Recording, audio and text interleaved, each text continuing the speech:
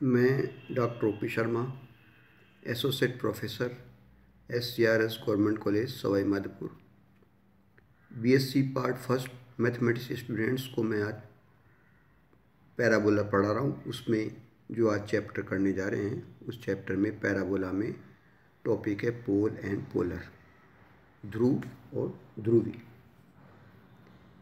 इसकी परिभाषा है, if any straight line drawn through a given point P lying within or outside a given conic intersecting the conic at point Q and R, then the locus of the point of intersection of the tangents to the given conic at the point Q and R is called the polar of the given point P with respect to the conic।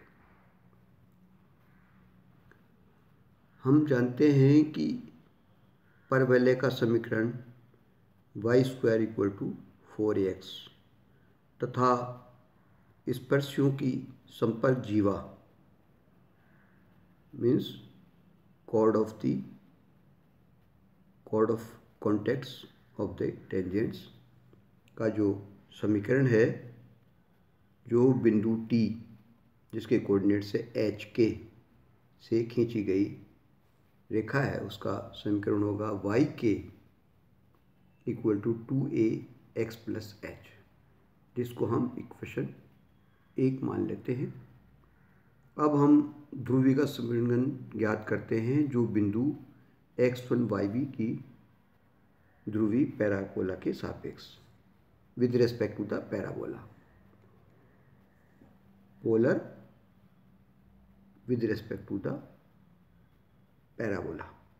चूंकि रेखा 1 बिंदु x1 y1 से गुजरती है, तब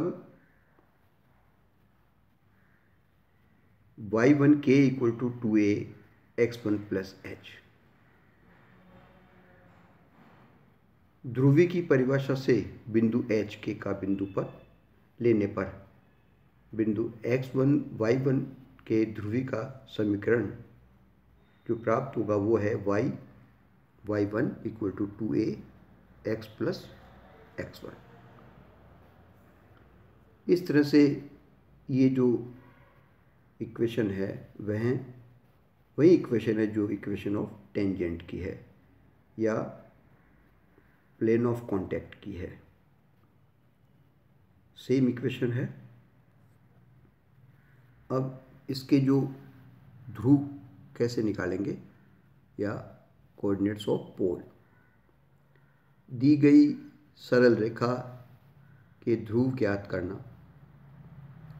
माना कि रेखा का समीकरण Lx + My + n = 0। This is equation number first. और हम जानते हैं पैराबोला का समीकरण है y² = 4ax।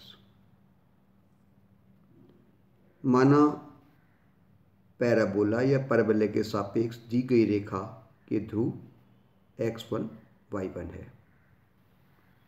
अब बिंदु x1 y1 के ध्रुवी का जो समीकरण होगा, that is y1 = 2ax + x1। Same equation as जैसा कि टेंजेंट प्लेन की इक्वेशन होती है, इक्वेशन ऑफ ए टेंजेंट की होती है पैराबोला पे।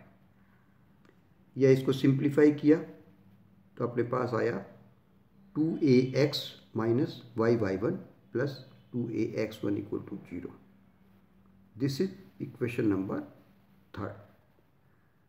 अब चूंकि जो हमने मानी थी सरल रेखा Lx + My + n = 0 first equation, तथा सेकंड, दोनों ही एक ही सरल रेखा को, इस सिमिलर लाइन को प्रदर्शित करती है। तो ऐसी कंडीशन में दोनों आइडेंटिकल होगी रेखाएं।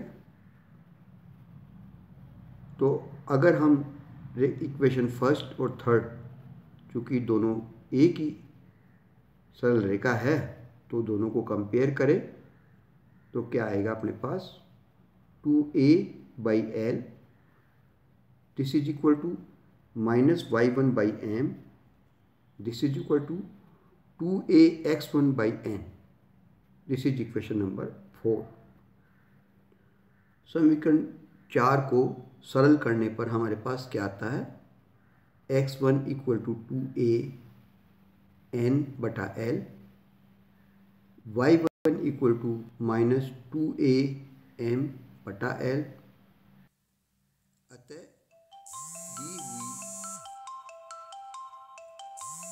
दी हुई सरल रेखा ध्रुव को प्रदर्शित करती है।